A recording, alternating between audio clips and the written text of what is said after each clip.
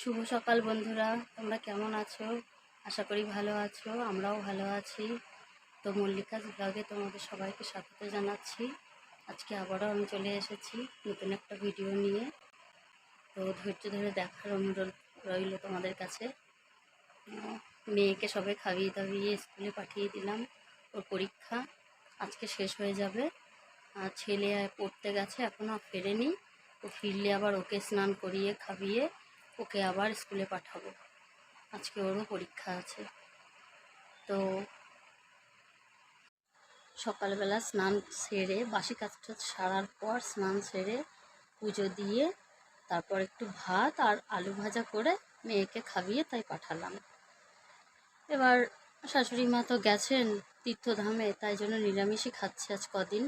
তো মা বললেন যে আজকে তোমরা আমিষ খেতে পারো, আমরাও এখানে আমিষ খাবো। তাই চিন্তা করলাম যে একটু চিকেন আনতে পাঠাই, ছেলে মেয়েগুলো অনেক দিন খায় না, তাই জন্য একটু চিকেন আনতে গেছে। তা সেটাই রান্না করব। আর একটা সোয়াবিন দিয়ে, একটা সজনে ডাঁটা দিয়ে, আলু দিয়ে, টমেটো দিয়ে আর একটা নিরামিষ মতন তরকারি করব। ঠিক আছে বন্ধুরা, পরে আবার কথা হবে। আমি পরীক্ষা দিয়ে বাড়ি চলে এসেছি। আজকে আমার পরীক্ষা শেষ।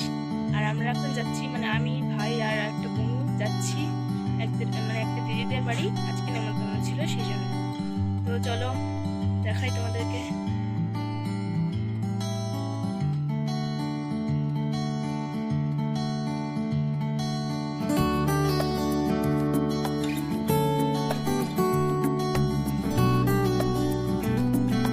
তো বন্ধুরা, আমার মেয়েরা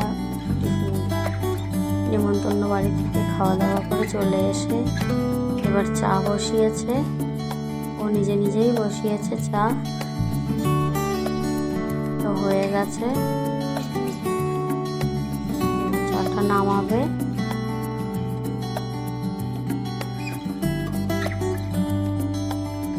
ছেলে মেয়ে দুজনেই গেছিল নেমন্তন্ন বাড়িতে। এবার হয়ে গেছে, এবার বিস্কুট বের করছে।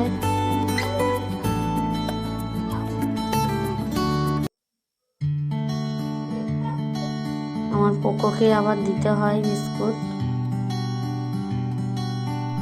প্রতিদিন আমরা যখন খাই চা, তখন ওকে বিস্কুট দিতে হয় আগে, তারপর আমরা খাই। আমার শরীরটা তো ভালো ছিল না, তার জন্য মেয়েই চা তৈরি করেছে, চা করে আমাকে খেতে দিল। ওকে বিস্কুট দিচ্ছে দুবেলা। বাড়িতে যখনই চা আসে তখনই ওর জন্য বিস্কুট আসে।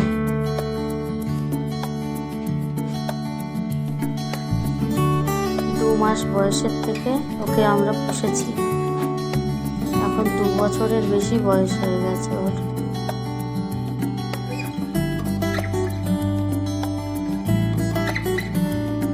তো এবার সন্ধেবেলায় সন্ধে ভাতে দিতে যাচ্ছি।